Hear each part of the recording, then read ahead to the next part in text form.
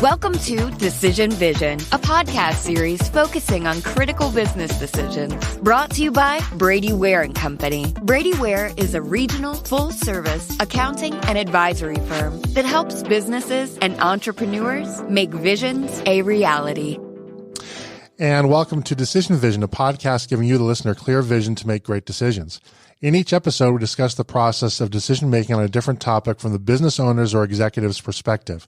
We aren't necessarily telling you what to do, but we can put you in a position to make an informed decision on your own and understand when you might need help along the way. My name is Mike Blake, and I'm your host for today's program. I also touch my face at least 35 times a day. I'm a director at Brady Ware & Company, a full-service accounting firm based in Dayton, Ohio, with offices in Dayton, Columbus, Ohio, and Richmond, Indiana, and Alpharetta, Georgia, which is where we are recording today. Brady Ware is sponsoring this podcast. If you like this podcast, please subscribe on your favorite podcast aggregator, and please consider leaving a review of the podcast as well. So we're talking about a subject that I'm a big fan of, and I'm a big fan of it because I think it's extremely important and nobody talks about it.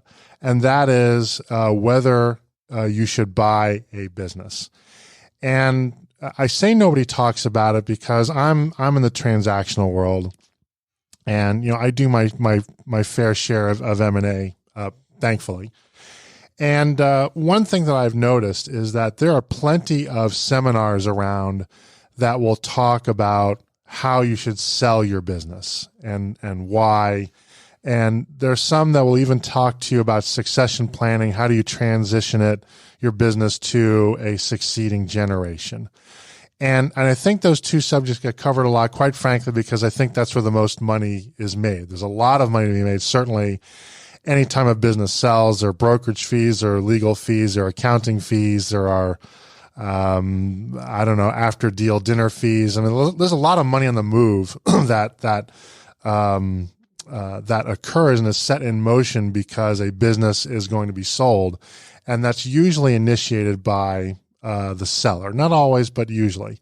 And to a lesser extent, that is true for businesses that are in succession. There's a whole industry now around succession planning. There are organizations that offer some form of accreditation or some source of letters after your name because you're a really awesome succession planner.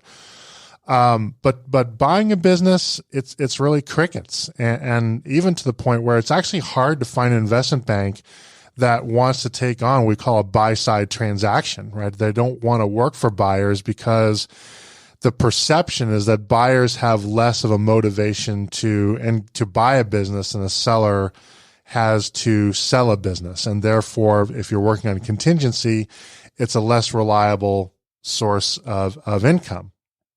But buying a business, I would argue, is just as hard, if not harder, than selling a business, because the burden of information is that is on the buyer and is going to be in the asset that you buy, right? So Warren Buffett is famous for saying that, price is what you pay, value is what you get. And if you do things right, you hope that value is at least equal to or maybe greater than the price. But the seller walks away with money, and they know what money is worth, right? But the buyer, they may not understand exactly what they've bought for a year or two or more after they've bought the business. And so, this is a rich topic for discussion. This can be one of these things. I may ask our guests to come back for a second part because I can just see right now that we're going to cover a lot of ground and leave ground uncovered. So with that having been said, I would like to introduce you to my friend Ray Padron, who is Chief Executive Officer of Brightworth, a boutique private wealth management firm headquartered in Atlanta. Founded in 1997, they empower their clients to focus on what matters most. They do that by helping their clients build, preserve, and make an impact on their wealth. Today, Brightworth has over 1,400 individuals and families across the U.S. whom they help build, preserve, and be generous with their wealth, which is currently, according to their website, about $4 billion under management, letting them spend more time on the things that truly matter to them. From the beginning, Brightworth built their firm to align their interests with those of their clients so that they're always on the same side of the table with those they serve. A critical way in which they accomplish this is by being fee-only, selling no proprietary products and refusing to let compensation influence the guidance Brightworth provides to its clients. That's important. Fee-based advisors are hard to find, and fee-based advisors who are good are very hard to find. That is not a usual model, so pay attention to that. They're a team of over 50 professionals in Atlanta and Charlotte who are dedicated to providing independent and objective advice, taking care of their clients in the same manner they would want their own parents taken care of. By providing outstanding depth of expertise, the uniquely personal approach, they continue to create lasting relationships with clients to help build their financial future with confidence. Ray Padron, thank you for coming on the program. Mike, it is a pleasure to be here. I'm glad you and I are getting to spend time together. So you're now CEO and Grand Poobah of Brightworth. How long? I know you're a co-founder, but have you always been the CEO? No, actually, I took over the CEO position in 2014. And in that time, how many acquisitions have you led Brightworth either through or maybe better yet into? Sure.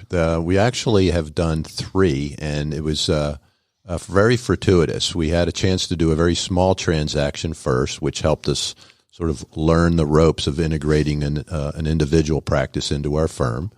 Then the next transaction, which was probably within 12, 18 months of that, it was sort of a team that was rolling out of another firm. They wanted to leave, and we brought them into our firm. A little more complicated. There was a lot more client work to do, paperwork, more conversations with the exiting that was taking place, et cetera. And then there was a very large transaction we did, which doubled the size of the firm in 2017. So I'd like to talk about that one because it was clearly so material and so important. Why did you want to make that big an acquisition? Were you nervous about making that big an acquisition? All right. 2 questions. Yes. Yeah. We were nervous. But the big reason for doing the acquisition was we decided we needed to actually have a non-organic growth strategy. We're in an industry, the wealth management industry is not actually that old, particularly the fee-only practice. So when you look at what's happening in our industry, there is issues around succession planning. We have literally hundreds, if not thousands, of firms that are struggling with their own succession plans. All the first-generation owners who've created this business now are in what we would call a succession trap. They can't sell their practice or their businesses to the next generation. It's too late. It's worth too much. And what's happening is there's this huge amount of consolidation that's actually taking place because they have to do something.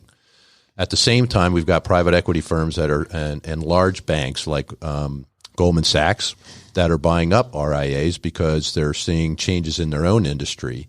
So there's a lot taking place because the industry's matured to the place it is. So our choices are stick with organic growth or to do things that put us in a better position for the future.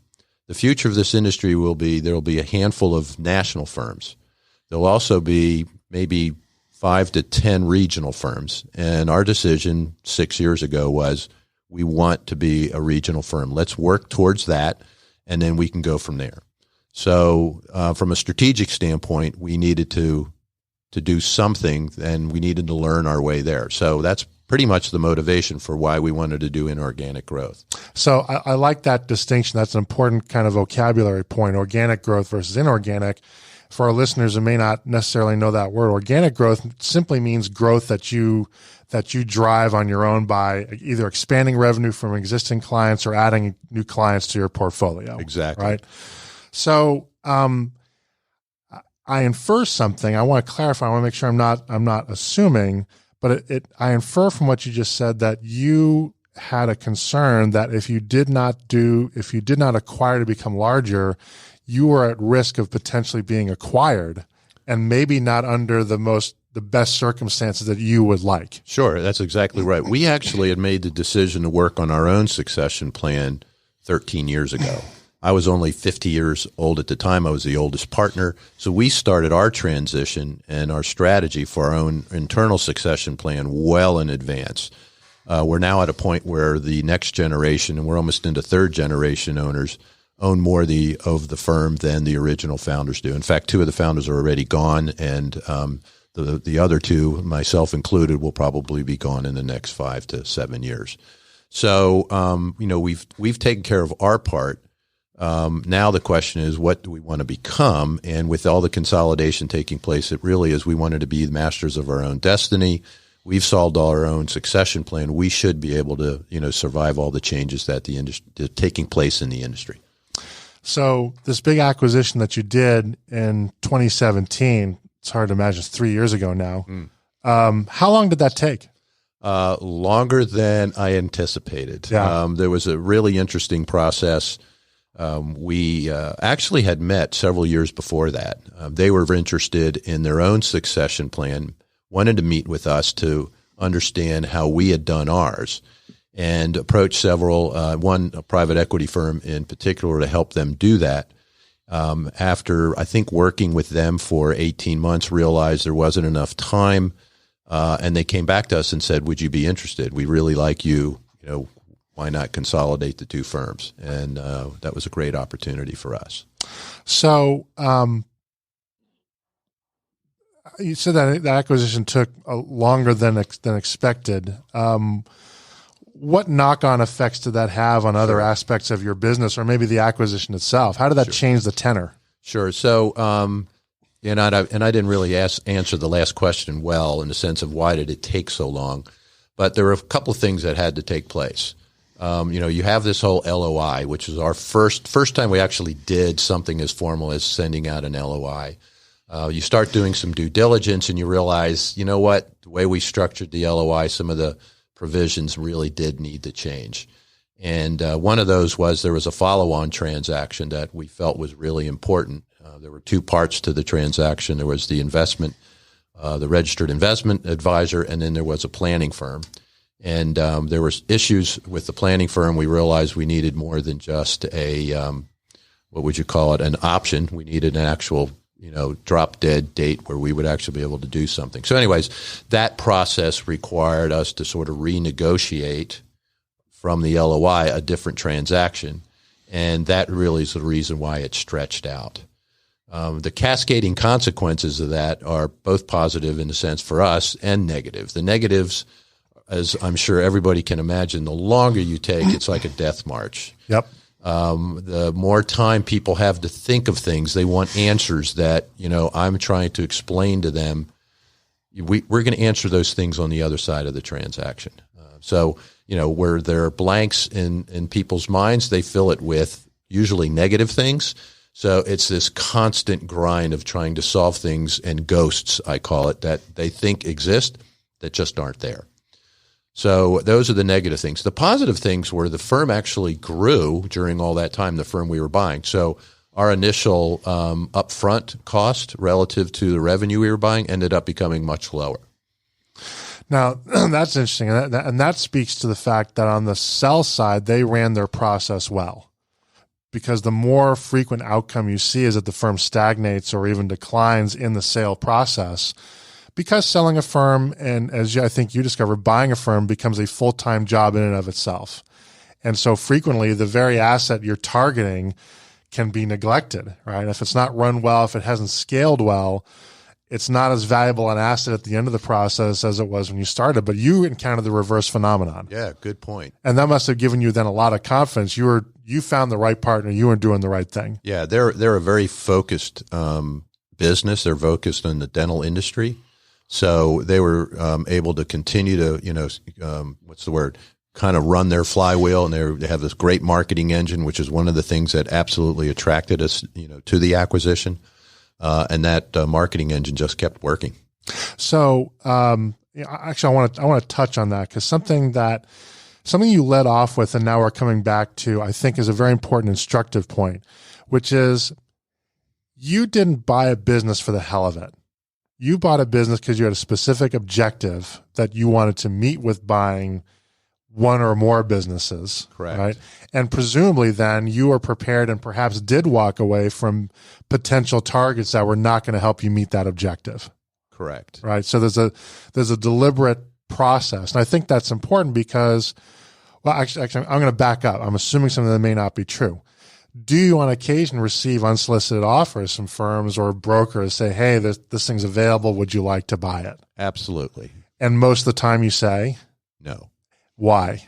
Well, there's some very specific things that we're looking for. One is we love the idea of there being a succession trap because usually that means we can get this at a decent price. Okay.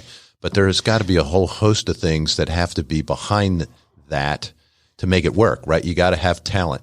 There's got to be a set of hungry next generation people who've been waiting for something to happen so they can take over this business. I can't just ask somebody from Atlanta to move up to Charlotte to run the firm, right? We need to have so we were looking for several things. One is a strategic location. If I get an offer to buy a firm in some small town in Alabama, I'm not interested in that. So Charlotte was a strategic location. You're looking for strategic talent, incredible talented group of next generation people that were ready to take over the business. And then I'm trying to think of what the third thing was. Oh, a strategic market. So our Atlanta business is very focused on corporate executives and professionals as well as with business owners. Having a business up in Charlotte that's entirely focused on the dental industry nationwide was a real coup and very unusual. You usually don't see that in our industry.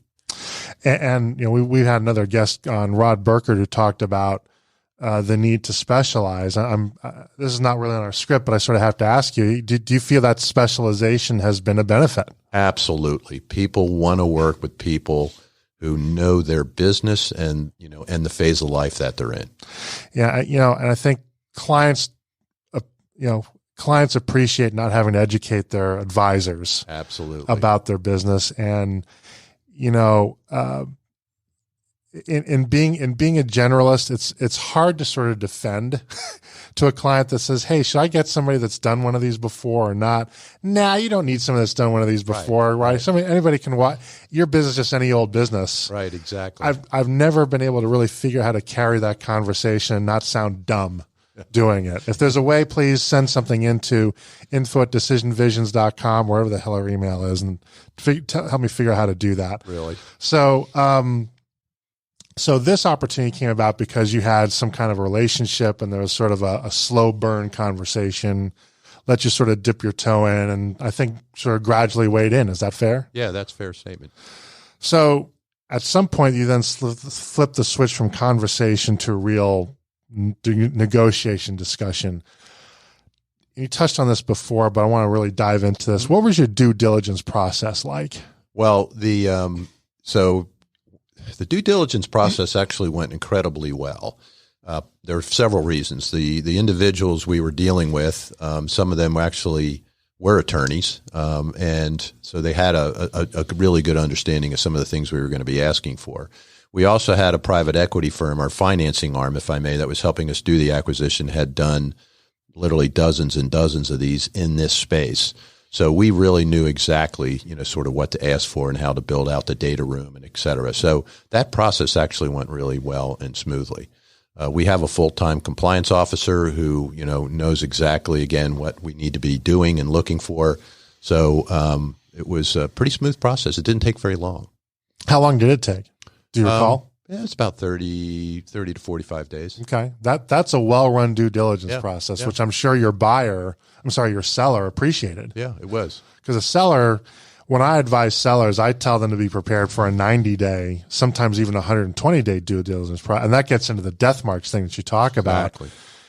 Everybody's happy and cheerful for the first 2 weeks of questions. And then after that, oh God, I got to do this again, right? Yeah, yeah. You can only imagine what it's like by day 100. You just want to chuck everything and say, you know what? I'm just going to sell this to the government. It's funny. And I mentioned it earlier, there were these two parts, getting the RIA part and the due diligence done. Really, we had that done all in 90 days, including the purchase agreement. It was renegotiating the aspect of the LOI that required the acquisition of the other part. That took us another 12 months. That was where we had the death march. Now, what's interesting in the due diligence too is that in your world, you're a highly regulated industry, right? And one in which potential liability and frankly disaster is lurking around every corner, right? And as you said, you have a compliance officer. all RIAs either have an internal or outsourced compliance officer. You pretty much have to, I think. Absolutely. How afraid were you, concerned were you about, finding that, or maybe not finding that gremlin under the rug that all of a sudden now it becomes your responsibility? How big a concern is that in your industry? It's a big concern. Obviously, there's two things that you do that, well, maybe it's three things that you're doing that kind of help, mitigate a lot of that. Obviously, we did an asset purchase. We weren't buying the stock of the company, right? So there's sort of step one. So that gives you some level of protection. Sure. They actually have, compliance files, which they have to have. And if they've been recently audited, they're probably very up to date. So that gives you another layer, of comfort. You're going to do an audit of their CRM. A well-run firm's got every client conversation or every issue sitting in CRM. So you're going to do a set of tests through their CRM for particularly their larger clients where there might be larger financial exposure. In this case, the firm that we purchased did have one issue with a client. It was disclosed to us right up front. It wasn't a big deal. Clients get upset sometimes. Yep. And then the last thing is the clients are required to sign a consent on the transaction. So we can't just buy a firm and then the clients go, wait a minute, all of a sudden, who's Brightworth? So there's this whole communication process, and the clients actually consent to the transaction. So there's another set of affirmations that there's no problems lurking out there, or if they are, they're going to make a decision not to come. So a client, that's interesting. I think I kind of knew that, but hadn't really internalized it. Is a client consent such that they consent to be transitioned over, or could a client potentially even halt a transaction? They can't halt a transaction, but what they can do is isolate what issues are, and effectively then they would not sort of consent to moving over, and they would no longer be a client. They can opt out, basically. They opt out, and then it changes the math of the transaction. Now, I wonder the way you kind of work through this due diligence process and compliance. I guess I wonder if, in a way, it's easier because you can kind of look up with FINRA what kind of actions have been taken, if any censures, anything like that. That's going to be a matter of public record. Exactly, and that's not just at the firm level, but also at each advisor level. Okay, right. If there's an action against a specific advisor that maybe they even hired after that issue came up, that's all going to be out in the disclosure systems that we check. That's a luxury relative to a lot of other industries. Absolutely. That the skeletons, they can't be in a closet or it's a very easy closet to open. Exactly. So you're working through a due diligence process. At what point did your conversation turn to price and terms? Most of the price and terms were worked out up front, and we're in the LOI. We had structured it that way. We are basically saying we're going to purchase your revenue at X, and we've built out an earnout of whatever over a 5-year period, and so most of the pricing was already determined. And how difficult was that? Was there a lot of back and forth, or did you and the seller find that you had kind of a similar mindset? In this case, it was a very similar mindset. In other cases, were there not? In other cases, have you found that a showstopper? No, in the other ones, it was less of an issue because they were much smaller transactions and the multiples were just one time. Yeah. Whereas this was an earn-out calculation, so it gets a little bit more complicated. Okay. And when you have market volatility like we do today, or yesterday anyways, it becomes a much more complex conversation. So Did you do this transaction yourself, or did you have a team of advisors helping you with this? Great question. Probably one of my, I'll call it both a strength and a fault, was this one transaction in particular. I did most of the work from a Brightworth perspective. Now, the good news is I had a private equity firm that specializes in this, so they were a big part of helping, keep things on track, make sure our thinking was clear, and moving the transaction forward. You said you had a private equity firm. In what way? How are they involved? Are they a client that just sort of helped you along the way, or a professional contact? They're actually an investor in the transaction. So it's I see. Okay. It's partly a Brightworth private equity purchase of the business. Got it. Okay. So that I didn't know that about the transaction. So did that, it sounds like, I would think initially my first reaction would be having another seat at the table would make the transaction more complicated, but it sounds like in your case, it also made it easier. Yeah, absolutely. It did make it more complicated. Quick funny story. I think there was one day, my wife and I have a place in Florida, a condo, one day where I was negotiating with and against the private equity firm on pricing. I was working, on the transaction itself, negotiating compensation. I don't think I got off the phone over a 10-hour period, and I had walked over 5 miles just inside my home, working through those kinds of issues. So yeah, it can get really complicated. Now, a lot of people talk about the importance of culture. I've known you long enough to know you are a big culture guy. I am. This is not something that's just a Harvard Business Review article that you read. This is something that is critical to you. It's part of who you are, what's made you successful. Thank you. You were acquiring a large firm. How did you explore culture and get comfortable that an acquisition of that magnitude wasn't going to blow up what you'd spent the prior 20 years building? Yeah, great question. And probably the biggest concern that you have with your own team when you're proposing this to your own management committee and your partners. In this case, it was really kind of an interesting process.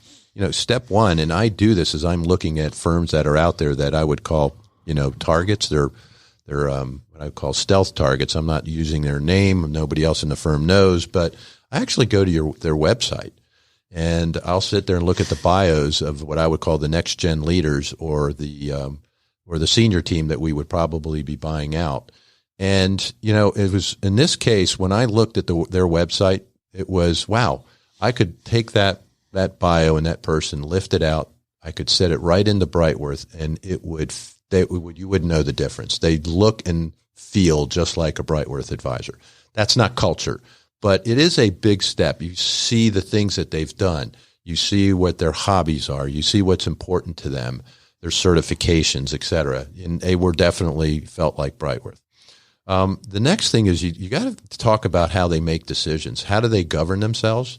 That'll tell you a lot about the leadership. Is it a top-down kind of thing? Is it consensus building? And then the other part is you actually go in there and you show them, here's how we run our firm. Here's what we expect from ourselves as human beings working together to get things done for our clients. We want to look as healthy on the inside as we look to our clients on the outside. And the other thing is you spend time with them. We're encouraged to do assessments if we can get them to do there. Step one is I share them mine. Here's my assessments. I want you to see what my profile looks like. The fact that I'm a take charge person and I tend to be a bit spontaneous, et cetera. Those are the things I want them to know about. So I open the firm up to them, and at the same time, hopefully allow them to be and feel more open to us, and we kind of learn our way there. I'm glad you say that. When my firm was acquired by Brady Ware 2.5 years ago, I volunteered my profiles because I wanted them to know what they were getting into, and I wanted them to self-select out, right? Yeah. And my profile basically says that I am a raving lunatic that is always pushing the edge of stuff, that is a creative type, Yep. right? That doesn't follow rules, that doesn't pay attention to administrative detail, and doesn't acknowledge that they're even important, right? And basically says that you're retaining an anarchist, Right? And I thought it was important that they sort of understood what they're getting into, that when I told them that, I wasn't just being self-deprecating. I have empirical data that demonstrates that's the kind of person that I am, so that they understood what they were kind of getting into. Sure. And I think that's why our relationship has, although it's had some bumps, I've only threatened to burn the building down twice. It's had its bumps along the way. Sure. I think it survived because we also realized that culture is going to be a fit. And even as one person who's a loudmouth going into a 160-person firm can be just as disruptive to culture if you don't play it correctly. Absolutely. As a large acquisition. Yeah. If you think about it, you really are, the closer you can get to authenticity or in transparency is the sooner you can get to a win-win. They don't want to buy trouble, and you don't want to inherit trouble. Yeah. And the best thing you can do is lay it out there and just be clear on what, life forward is going to be like. And you don't want to walk into trouble either. No, exactly. The other thing, and I did mention this, that you should look for, and that is turnover. Go back through the last 5 years and see how much turnover did the firm, actually have. And you're an industry that has some turnover. It really does, in large part because the way these businesses have been built, they tend to be very siloed. Everything's concentrated at the top, and you have all these young advisors coming up through the ranks who are looking for opportunity. If you don't bring that to them, which includes ownership, something we solved at Brightworth a long time ago, they get frustrated and leave. And we are in a talent race in our business. Yeah. So you're the chief executive officer, but I don't think you're a dictator. You didn't come in wearing a sash or a big hat and frilly shoulder pads or anything like that. So how did you get your other partners on board? How involved were they? And how did you manage I don't want to say politics, that's not the right word, but how did you manage the relationship and communication so that they would be inclined to be a constructive force in the transaction? Sure. Great question. And there's sort of several parts to this one too. There's the management committee and the partners, and then there's the entire Brightworth team sitting in Atlanta, right? So one of the things we already had was what were our critical success factors in our mergers and acquisition strategy that we were looking for. Check the boxes: strategic location, strategic talent, a focused, in a niche market. Check, check, check. All right. So all of the basic things were covered. The other part to this is you have to realize that, and there's sort of there's two kinds of people. At Brightworth, I saw two kinds of people. There's always the wow group, which is, wow, this could be amazing and great. They see the check marks next to the critical success factors. And then there's the other group, which is, how in the world are we going to pull this off, right? And you really have to take your time with the hows, because they're going to have a billion questions sitting, in their head about how's that going to work from a compliance standpoint? How's that going to work from an investment standpoint? How are we going to integrate all this? There's all these millions of questions, and you've got to, and I'm an influencer, I'm a very positive person. Mm-hmm. And at the same time, I have to be patient. You've got to bring them along. You got to give them the time to process these things. And partly you've also got to say, we got to have a little bit of faith here. Had a great question at a staff meeting when I announced that we were pursuing this large acquisition. A gentleman in the group, he was one of our planners, said, what makes us think we can pull this off? Like, what makes you think we can actually do this? And the fact of the matter is, I didn't know we could do this, right? I can't prove to them that we can do this. But I look around the room and I said, look, we're one of the few firms who've invested a lot in our next generation leaders. They've done an amazing job over the last 10 years of moving from where they were to where we are now. We're at the right place in our maturing as a company to go find out.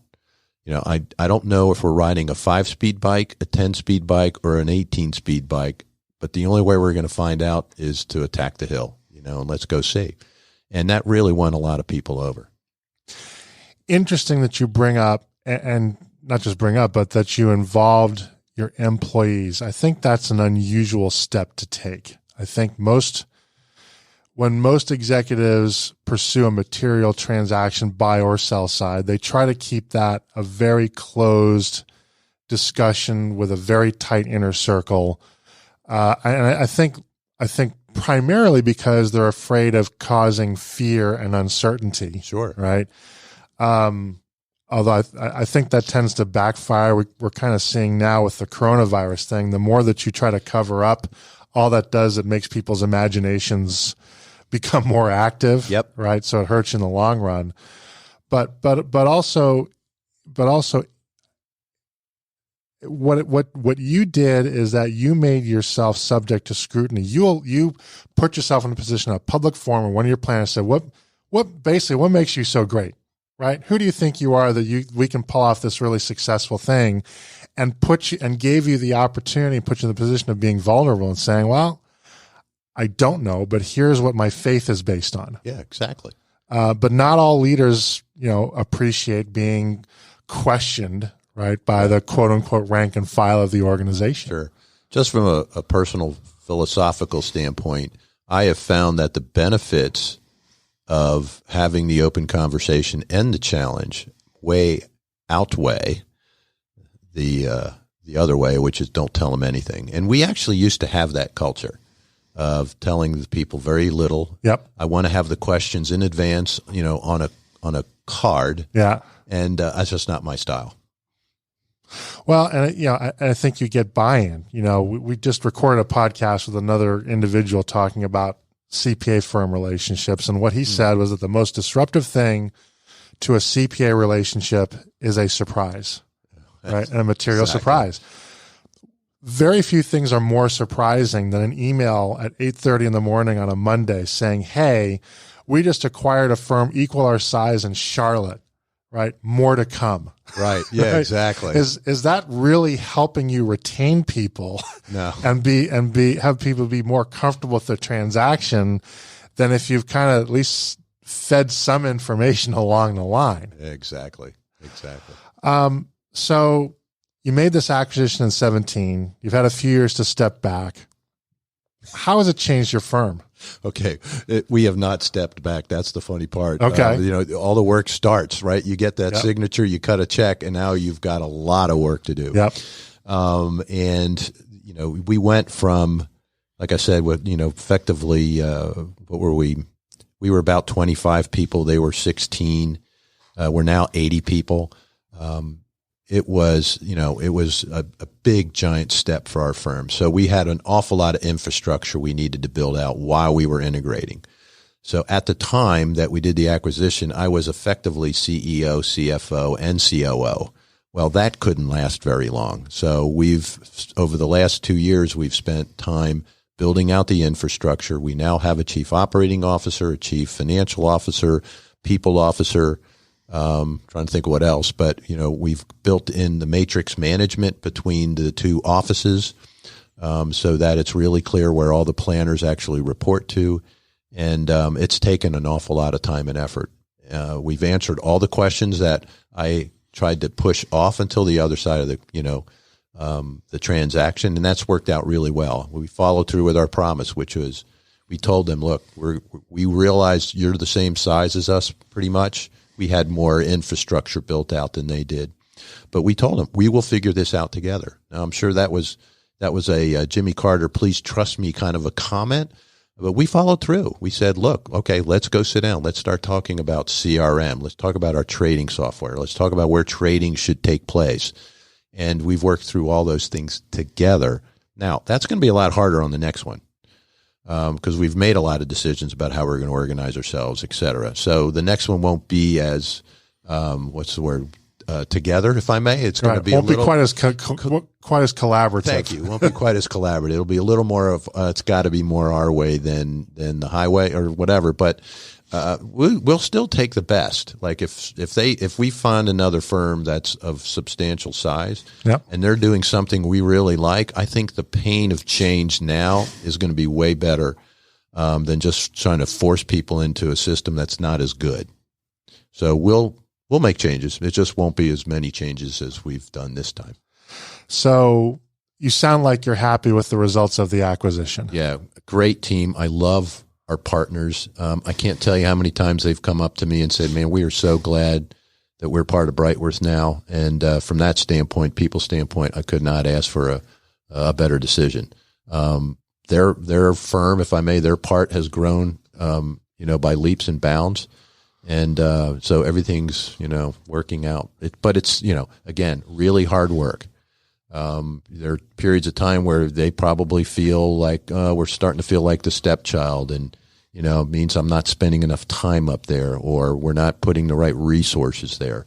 And we're working through how to do all of that. Our decision making around hiring, for example, is a little bit more driven around real calculations of what capacity is across the organization. theirs was a little more by this, I don't use the word seat of the pants, but, hey, we're feeling really busy. I think we need to hire somebody. So we're bringing structure around all of that. They're not used to that. Yep. And we're learning a lot of things from them. So it's been a lot of I would say really a win-win from that standpoint. Are you finding that your offices still have slightly different cultures, and maybe that's a good thing? Sure. And part of that is their service model's a little different. It needs to be. We are, we're very obviously Atlanta centric. We obviously have clients all over the country. Those larger clients we go fly to, and in the Atlanta clients, they just kind of drive to the office. Well, in their space, the dentists are all over the country. They actually have the dentists fly into Charlotte.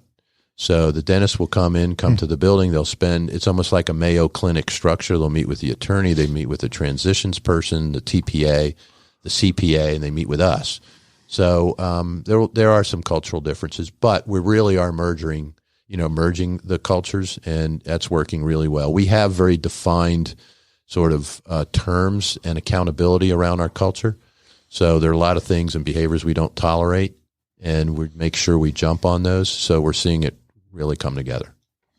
Interestingly, I don't know if this is either here or there, but I feel compelled to add it, and microphone's turned on, so I'm just going to say it. But we were the result of the acquisition of Brady Ware of several firms, including 2 in the Atlanta area that became the Atlanta office. And, our Atlanta office does have a different culture, I think, than the rest of the firm. And I think that's a good thing. It's a good thing for me because I do believe that our office is a little bit more entrepreneurial. Mm-hmm. We do feel like we're kind of the rebels a little bit. And we're not afraid to kind of do skunk works kind of stuff and put things in place that, we know aren't going to hurt the rest of the firm, but we just don't feel like we got to wait for everybody to catch up to realize how brilliant we are and that we're right. Right. And so and we think that if we set a good enough example, the rest of the firm will come along. Sure.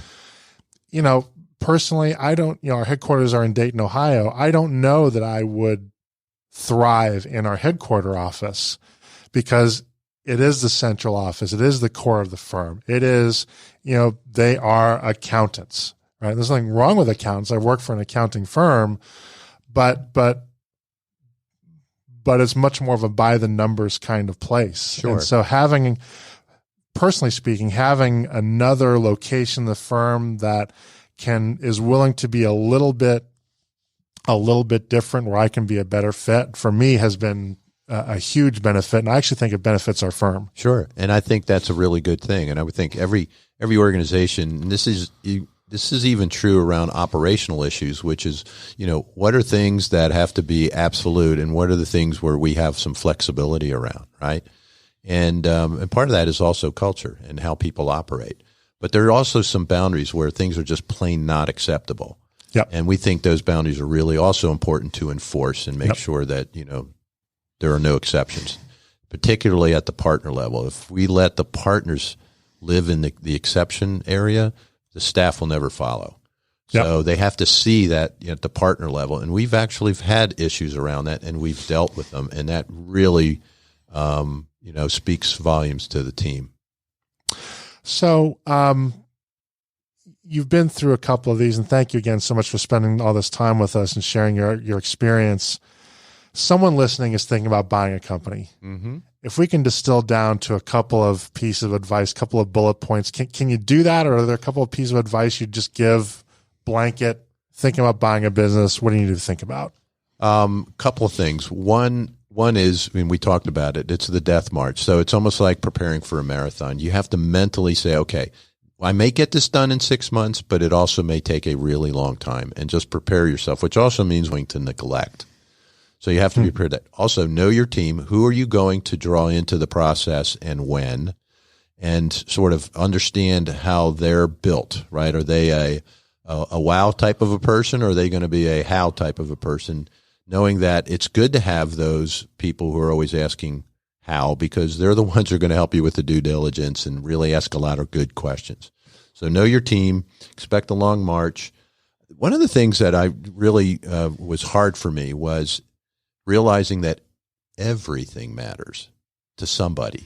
And I have to realize that even though it may not matter to me, like, yeah, that's just not an important deal point. Why are we bothering with that? It matters to somebody in the firm. So you have to take the time to address it and address it well. So in a sense, details matter. Everything matters. Know your boundaries.